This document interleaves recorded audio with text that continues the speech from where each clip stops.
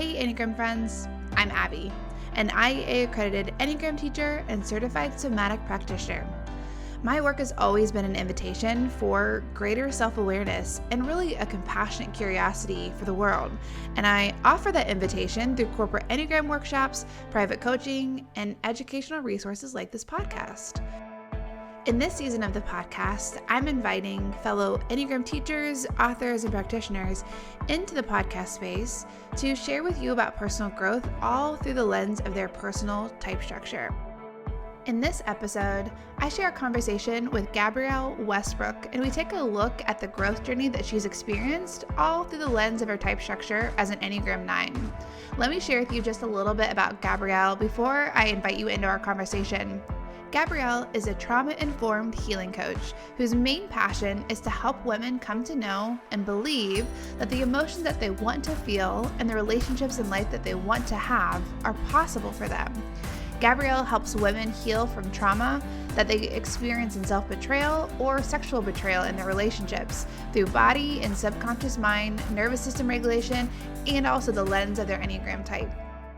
I'm so excited for you to get to hear this conversation and to hear the wealth of knowledge that she offers from her own personal experience.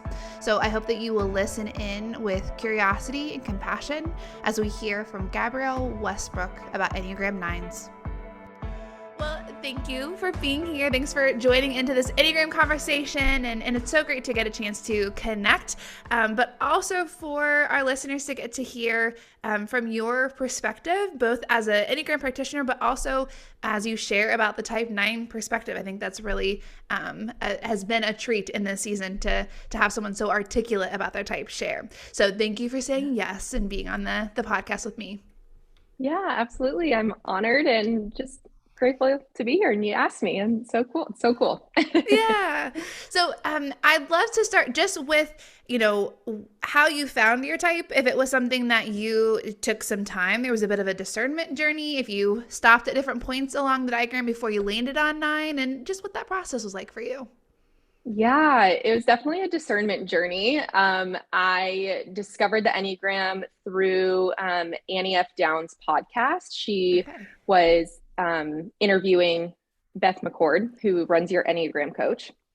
And I had always been into like psychology and just, Myers-Briggs. Like I was always kind of like into things like that, but had never heard about the Enneagram before. So anyway, she went through a rundown of all the types, and I was like, ooh, I might be a 1, I might be a 2, I might be a 4, I might be a 6. Like I was just like connecting with all these types. And the 9 didn't even like catch my radar.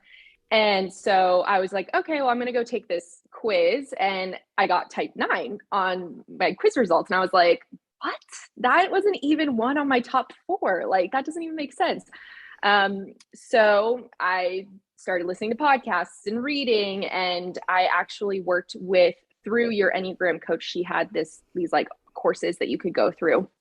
And through lots of trying on, I probably sat with like, am I a 9 or am I a 1 for probably 7 months? Like It was really neck and neck, just because they're both so strong within me, but 9 outweighed the 1, even just by a cent. I was just like, okay, what outweighs it by a centimeter? And, but as the years go on, and now I'm, got trained as a certified Enneagram coach and coaching other people, I now know that it's actually very common for 9s to see themselves in all the other types and not even really connect with the 9 that much. So that was my journey for sure. Yeah, no, for sure. So when you think back though, even just that piece of jumping back and forth between 9 and 1 and trying to figure out like what's home base, what was the tipping point? Like what was that kind of final piece that helped you settle into 9? Yeah, that's a good question. Honestly, it was more of just thinking about like what's been most true for most of my life. I noticed more so that the 1 patterns that I really strongly connected with were more reaction based or more like taught, didn't feel innate within me. And it's interesting though, like as we know about the nines, like it was so hard to really discern that because I didn't even know that I didn't even know that I existed as a nine. So it was just Yeah. really like, I just felt like I was looking through like a fog to really grasp that what is innate within me. So it was tough, not gonna lie.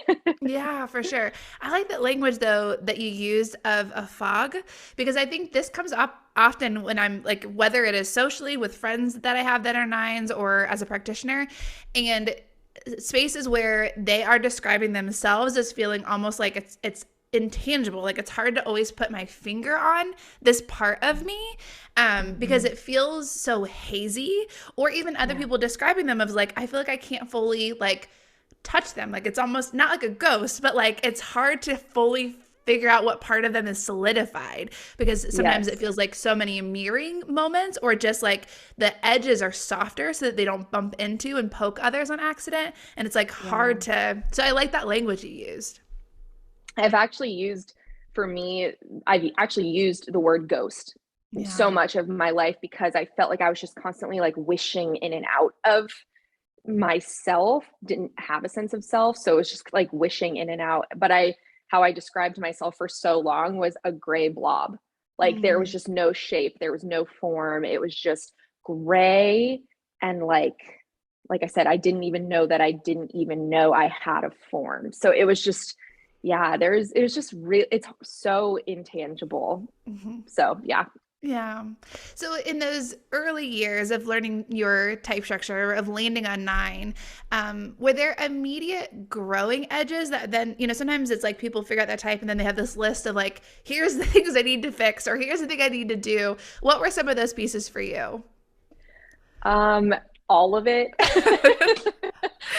Seriously, like I don't think I have an answer other than all of it. I think Enneagram was the first thing in my life that just finally gave me language to the things that I mean, as you know, things that we've always known, but like I didn't have words to formulate for it all. So honestly, even just knowing that I had like, I don't like using the Enneagram as like diagnostic or like, but like it was that for me a little bit at first of like, I have something to say, like I have something concrete to help me put language to my experience. And so literally all of it.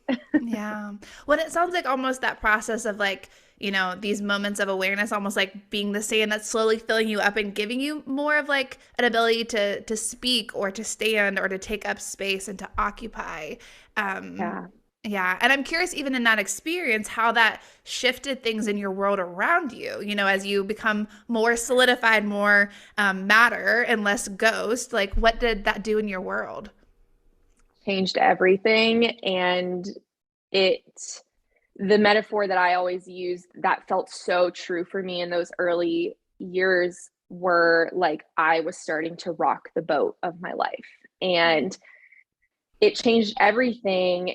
And at that time, if I really put myself back in that place and that mindset, it didn't feel positive. Mm. It felt very scary. It felt very unfamiliar. It felt like, am I doing something wrong? Like this, because I thought that, so interesting. I thought that I had a grasp on myself. Like I thought that, but I really had no sense of self. And so, really creating that more solidified version of myself. Um, yeah, I mean, started rocking the boat, started disrupting the peace, the fake peace that I thought was real peace my whole life. So, yeah, it changed everything. But I went slowly. I wasn't just like, I'm gonna change everything and do it all. But it happened in a way that felt uncomfortable, but like tolerable at the same time. Yeah, for sure. Well, I think even, these moments that our type is trying to help us, it's trying to protect us, right? It's trying to get our needs Yeah. met for nine, that inner peace, right? But you said it truly of like that fake peace. And so Yeah. in these moments when we are trying to let our type structure loosen a little bit, our type is freaking out, like if like this is Yeah. not safe, this is not comfortable. But also the other piece that I think we forget is that like other people's types have learned to interact with us in a certain way, and Yes. so their types are also freaking out, right? And Yes. sometimes they handle that well, and sometimes they don't because they don't have enough self-awareness to know what's going on or enough tools in their toolkit to navigate it. Yeah, and especially as a nine, when you've been so others referenced and so merged with everyone else around you, that then when they start experiencing the changes you're making and the concrete sense of self developing, it almost, in my experience, felt like a lose lose a little bit. Like, Mm. even it was a lie, right? But that's what it felt like in the moment of like, wait, I'm like trying to do this really vulnerable thing by showing up for myself and doing all these self-developing, tools, practices, whatever. And it's like shifting all these relationships and people aren't understanding me. And I've been trying to keep this not happening for so long. And so, yeah, it was kind of like shattering in a bit. And again, that, healing feels painful sometimes and it feels like 1,000 band-aids ripping off. But um, to have a few safe people in my life who could get behind me and support me. And I felt safe enough to vocalize, like, I am making these shifts. Like, I am going to be doing things differently. And it's going to be awkward and it's going to be bumbly, but like, please just like give me grace and try to see like the best of me as I'm trying to navigate this. And that was really helpful. Yeah, for sure. When it's almost that like um asking in advance for permission to wander around a little bit, like knowing this Mm, isn't going to be a straight line, and also truly like there will be moments that you are doing exactly the right thing and that's uncomfortable for others, and then there'll also be moments where you go down a path and realize this isn't actually what is needed and you have to course correct, and that also might right. bump into someone, right? Like just because we make this path towards growth doesn't mean we get it magically correct every decision or every Yes. conversation too, and so we need grace to abound in every direction. Totally. I Yeah. couldn't have said it better myself. Yeah. That's and as a nine with a heavy one wing, that was really hard for me, Yeah. like that wanting to get it right. And my husband was so helpful with what he would encourage me with is like, Gabrielle, like I want you to live in a way to where you might have to apologize for hurting someone or like getting it quote unquote wrong. I Right. don't like the word wrong, but you know what I'm saying. Yeah. Um, and that also gave me a lot of like freedom and permission. That's still scary for me. Like I'm still practicing that. But to have that permission slip was really helpful. Yeah. As you think about whether it's in the early conversations or even now in this season, right? Because we are always evolving and we are always practicing. Yeah. But, I assume that there's a lot of confusing moments of trying to figure out, like, is this a space to say something? Is this a space to assert a boundary, a need? And I'm wondering if you have a sense of knowing in those moments. Like sometimes I'll hear nines describe of like I know that this is the right way because I can feel really grounded. It's not like a stubborn reaction that's like pushing against something and then I happen to say it out loud.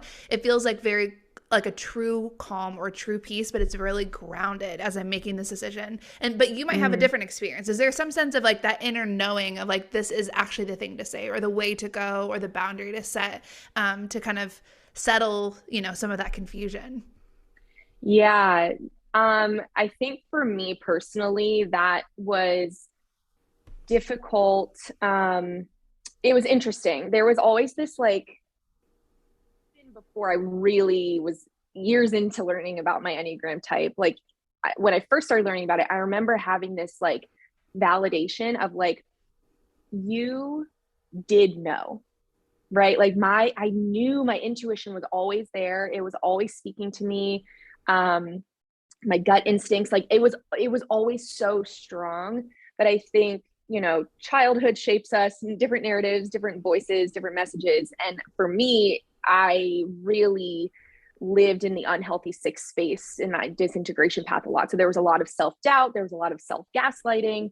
So that was kind of really intertwined with that. But I've always had this like belief that I did know and I do know. And so that part feels really confident, and but it feels, I don't know. I do resonate with a lot of nine stuff, obviously, but they're like the peace and the calm, like, I don't know. It just felt like strong, like it felt Yeah. solid, right?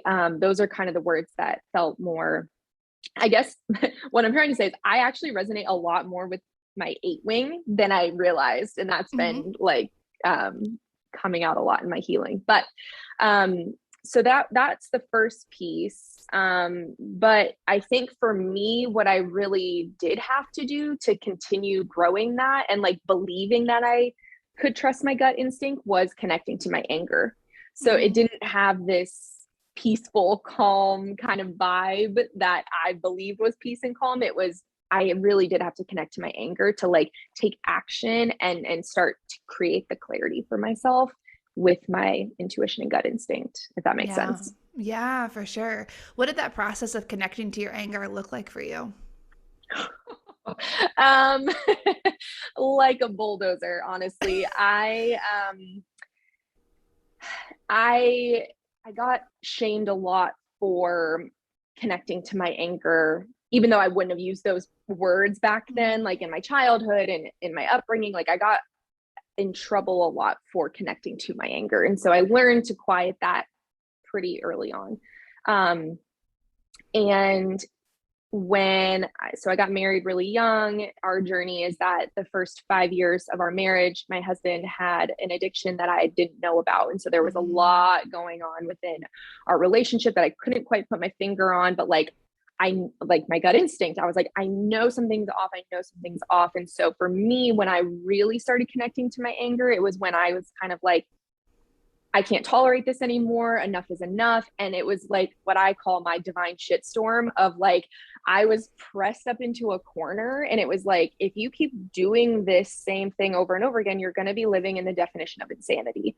Yeah. And I don't want that for my life anymore. And so at that moment, I connected with my anger about our marriage and the lying and the gaslighting and all that stuff. But also, what came with it was like piles and piles of anger, repressed anger from my entire life too. Yeah. So I really, it was probably like 2 years for me where I just let myself be angry unapologetically. And it's not like I walked around my whole life like just angry, but like expression and not holding back and not being afraid of hurting people's feelings. And I just let myself do it.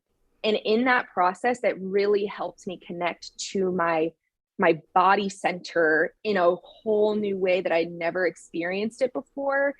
Being repressed in the body center, it allowed me to really like occupy my full body space Yeah. in that process. So it was kind of like a bunch of things kind of coupling together in this really beautiful, tumultuous but beautiful way. Yeah.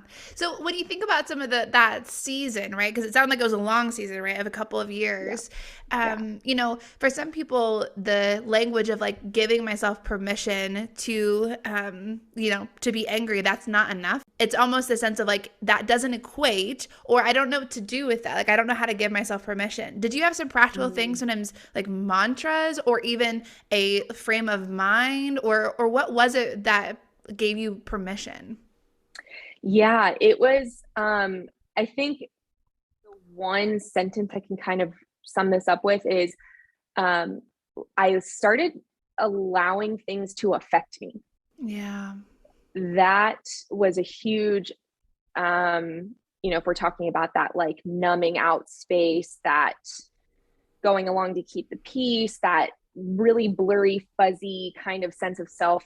I just didn't let things affect me. I didn't have the natural response that I should have had with a lot of things in my life. And so, um, I just started to kind of stand in that sense of reality of like, this is a natural response that I'm angry right now. Like, this doesn't make me a bad person. This doesn't make me Mhm. hurtful. This doesn't make me mean. It doesn't make me rude. Like that, those were a lot of my fears. And so, yeah, I just started like letting things affect me. Um, Yeah. Yeah.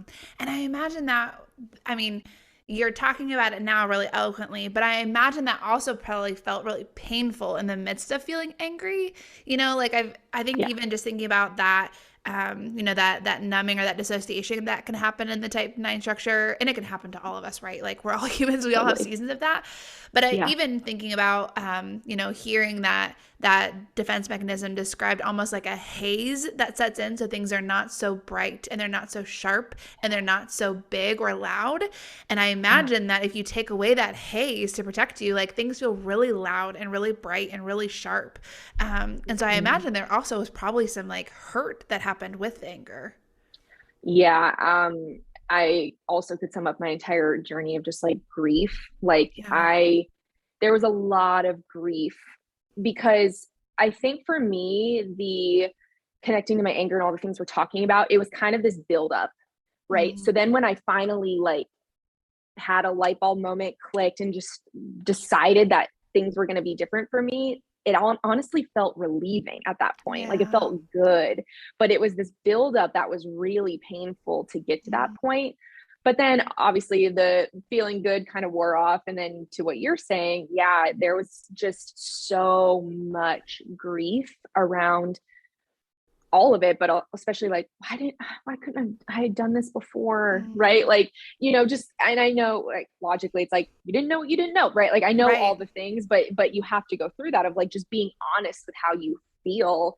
Mm-hmm. And so there was a lot of grief when it came to that. And I think in that coupling of allowing it to help me trust my body more, I am such a firm believer, and your body will tell you. And especially being so repressed in my body center for so long, with this reawakening in my body center, I really have formed such a beautiful relationship with trusting it, of like, I got to this point of, being, allowing myself to be angry unapologetically, not holding back.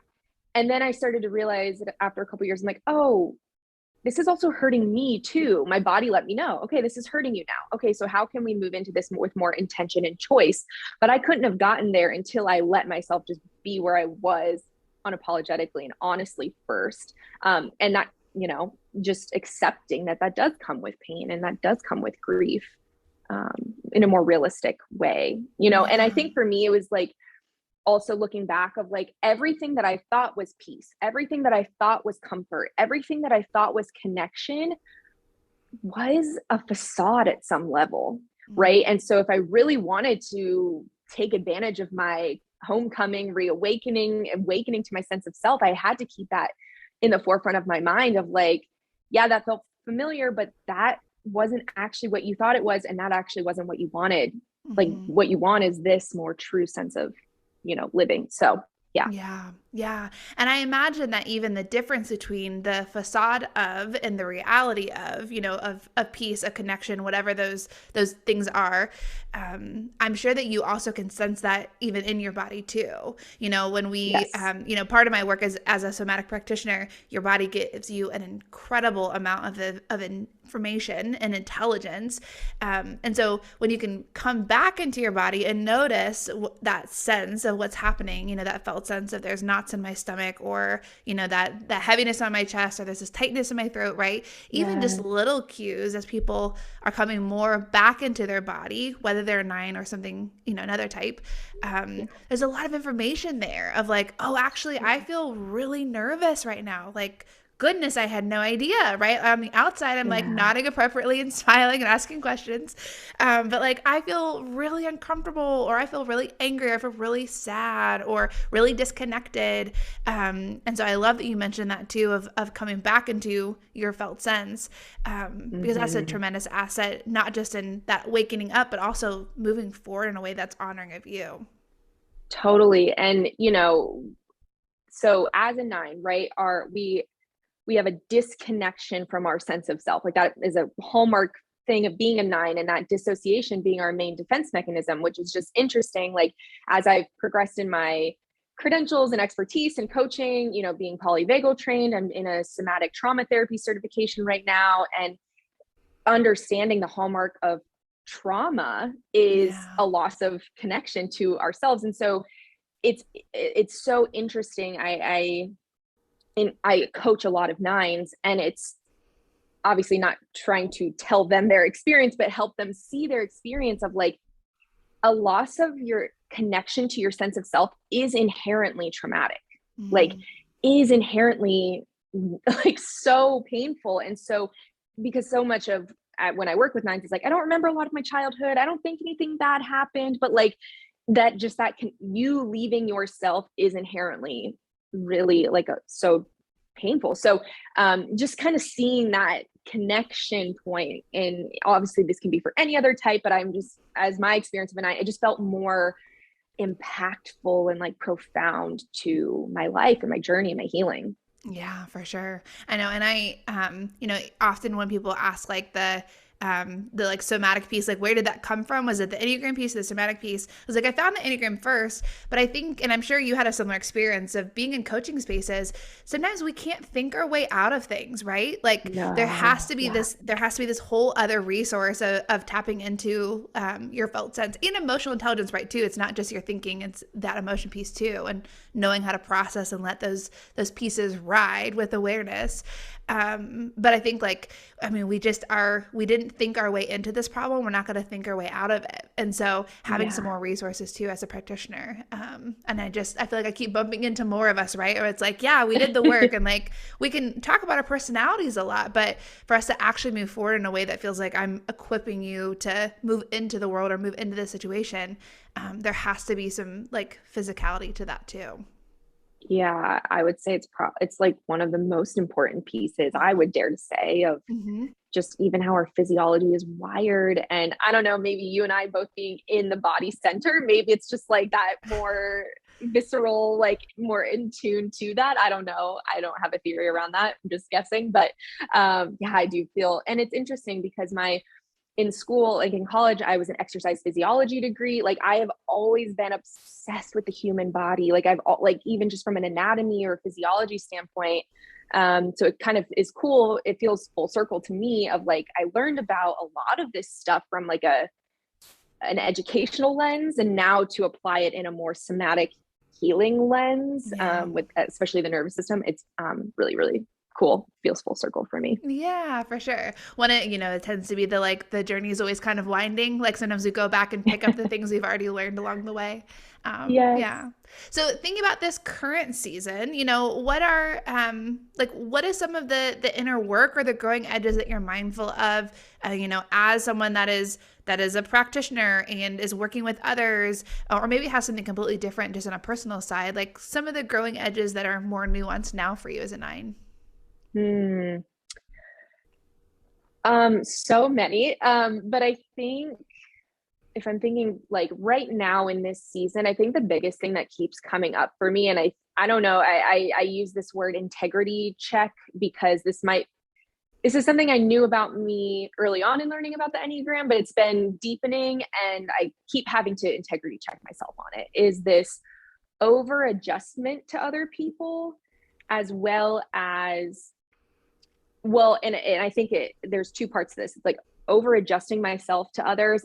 And then it's coupled with, when I do it, it's this weird subconscious thing where I think if I just bend myself in just the right way, that they'll respond to me in a way where I can protect myself or prevent conflict or anger or, miscommunication or something like that. And it's a lie. I'm not that powerful. None of us are that powerful. Everyone is entitled to their own responses. So it's just this like unmerging from thinking that I can do something about someone else's response. So yeah, this over adjustment piece comes up a lot for me. And it can look also like a carrying of others' emotions with that, because I'm like, I'll just bend this way and sure, I'll take all of your stuff. And then, okay, fine. Okay. No conflict happened there. Okay. We're good. Right. But it's really exhausting when you do it so much. So just trying to be really aware and mindful of that is where I keep coming back to a lot. Yeah, for sure. Well, and I imagine too, some of that happens so subconsciously that you're aware of it like 10 seconds in or 5 minutes into the conversation, right? Of like, oh Or gosh, like days later. or days later, right? Probably. Yeah. Of like, I'm totally bent into or blended into this. And Mhm. even I heard a nine say once, like, she's like, I feel like I have such a foresight of moments where like either that person's going to collide with me or these two people are going to collide together. And it's almost like I just so gracefully like nuance around it, either like skating past Mm. it so that I don't bump into them or that they don't bump into each other. Um, Mm. and she's like, it just that requires a lot of energy. So like no wonder I don't have the energy to do all the other things I'm supposed to be doing for myself. Like because it's Yeah. just that other focus as a like just information gathering in order to navigate the conflict, whether that's between others or so you don't collide into someone else. Yeah. And as you're talking, it's interesting. I'm thinking for myself, like, I don't mind conflict as much. It's more of like, if I have to express a need or express something about myself or express how what they're doing or saying or whatever is hurting me or right, it's like if it Mm-hmm. has to do with me, that's where I'm constantly, that's when the skating happens.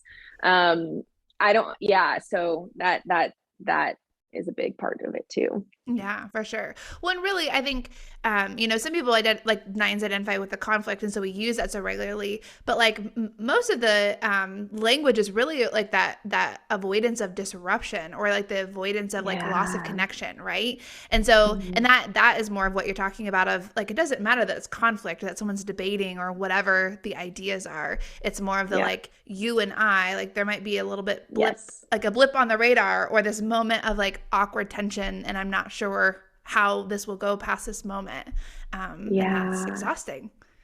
Yeah. And part of my work personally has been trying to keep in the forefront of my mind that I I don't know how to explain it, but like I have way more sensitivity to that than other people. Mm-hmm. And just giving myself an integrity check or just being like, asking myself, like, is this really a blip in the radar? Right. Like, or Mm-hmm. is this just how I'm perceiving it? Like, is this, um, and I don't like to compare to other people, but it's helpful sometimes to be like, I could see people having a conversation where to me, I'm like, ooh, doesn't that feel like a little spicy? And they're like, no, like this is totally fine. And just allowing myself to see that I do have a bit more sensitivity to it. It's not good or bad, right or wrong. It Mm-hmm. just is. But allowing myself to kind of like tiptoe into that a little bit more of like, I can stay here in this and I can do this. And that takes some energy to do. And I don't do it all the time and I don't do it well, but it's just, I don't know, just treating it as an experiment in my life is helpful. Yeah. Well, and even I'm struck by, like the tiptoeing in, one of the somatic tools we use when there's like pain in the body is like this titration of like we're just taking little sips of it. And I hear you Yeah. saying that of like just even little sips of like the disruption or the conflict so that it's almost like we can slowly get used to it and still Mm-hmm. listen to our body. Otherwise, if we try to just like sheer willpower jump into it, that's not only going to feel terrible in our system, but everything about it is like shut down, either like fight, flight, freeze, and then you're not really present in the conversation either, right? You're still, Yeah. it's still a facade. It's just more conflict than peace in that facade. And I do have to say, just for people listening, like this was not an immediate thing for me. That concept of, can you be willing to go here? Right. I couldn't do that at first. For me, Yeah. honestly, at first, because I had consumed my life with everyone else around me and nothing to do with myself, I actually took, I'm a very visual person. I took a pause and I took space and distance from literally everyone and everything around me, um, so that I could get my head back on my own body to be Yeah. even to be able to even do this thing in the future. So none of this is like what was part of my journey early on. So I just have to say that because it took some actual disconnection from everything and everyone so that I could be like, okay, who is Gabrielle? Like, what Mm-hmm. are my thoughts? What are my beliefs? What are my values? And start to do that. And honestly, it was that ripping of band-aids, but then it was relieving of like, oh, I don't have to be so intertwined and enmeshed and merged with everyone else. So it really, that was really profound for me. And that enabled me to then bring my head back on my own body to then do what we're talking about, like that titration, and start to take those tiptoeing steps. So Yeah, for sure. Well, I think too, it's the saying of like time heals is needed in the fact that it takes time, but time itself does not heal, right? You got to actually do things, otherwise it just calcifies. But like that part of it of like, sometimes it takes time as you're doing the work, as you're in a community, as you're with a practitioner, whatever it is, whatever your resources and tools are. But like it takes time, whether it's like for the dust to settle or to get the pieces back together or to put your head back on your body and be here and present, and then interact with all the pieces around you and all the things you're connected to. And that can be really messy and it can take time. So I love that you shared that. Yeah. But I hope every type 9 gets a season like that in their lives, because it's that, rocking of the boat, and then it's the jumping off the boat and just letting it land where it lands, and I come back to this question a lot personally and with my clients of like, do I value myself enough to do that? And I think as a 9, when you spent decades historically not even knowing you had a sense of self, not thinking about yourself, at least that was my experience, that was crucial for just my life, the life that I want to live in the ways that I want to feel. And that's the hope that, at least in my coaching, that I want to bring to everyone, is just like this possibility that like, you don't have to keep going this way. Like you can make it what you want. You can heal. You can connect to yourself. Like these are all possible things for you. Do you value yourself enough to do that? Yeah.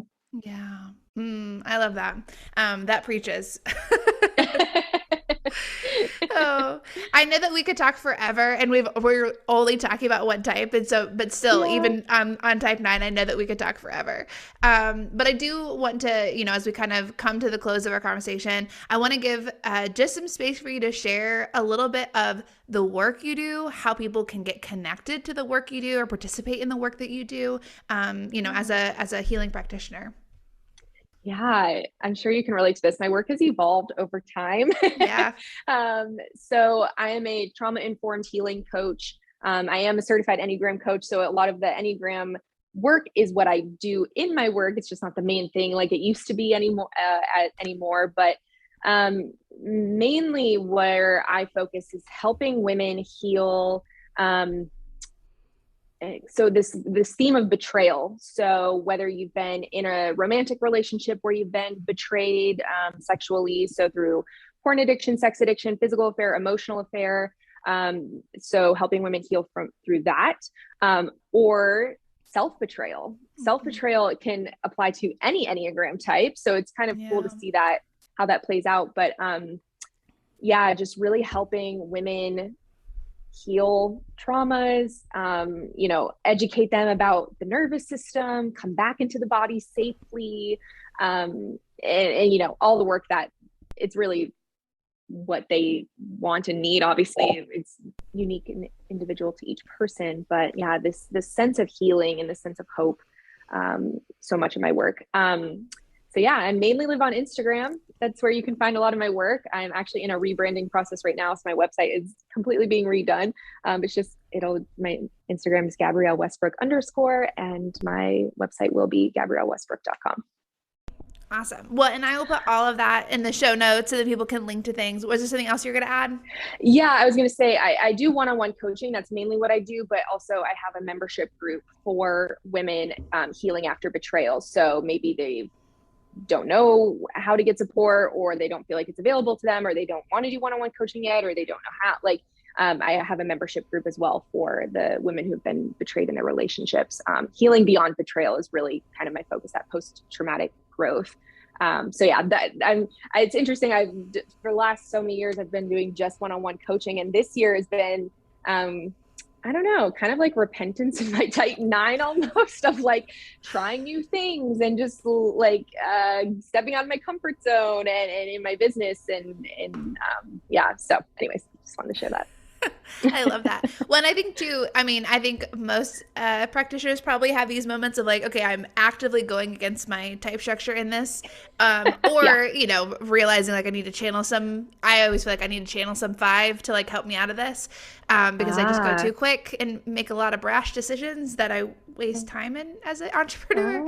Oh, So I'm like, I just need a interesting. little bit of, or maybe just withdrawn stance, not even 5. I just need like a little bit of slowing down. But I love that you shared that too. Come on over here. I got lots of the slowdown for you. So okay, well, I will add all those pieces into the show notes. But thank you so much for taking time to share. I think as we interact and bump into practitioners, obviously they have a wealth of knowledge, and so that it's always from this like teaching of all the types space.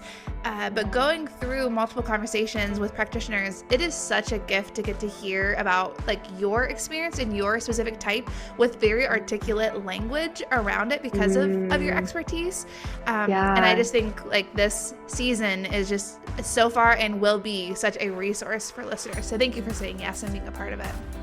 Yeah, I love that you're doing it. And thank you for calling me out too. And especially as a 9, it's easy to hide behind other people. It's easy to hide behind my education. It's easy to hide behind these things. So you're, in this, it's drawing me out of like, what was your journey and who are you and what are you working through? And that can be nerve-wracking for me to share about. So yeah, thanks for creating a space to pull me forward into that too.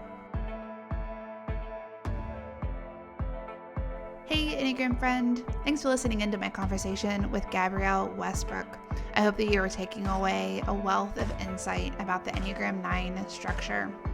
If you found this episode helpful, would you do me a favor and share it with a friend and subscribe to the podcast so that you could hear the rest of the episodes this season? That's a great way to share this resource and to grow the community and the conversations around the Enneagram. Okay, friends, until next time.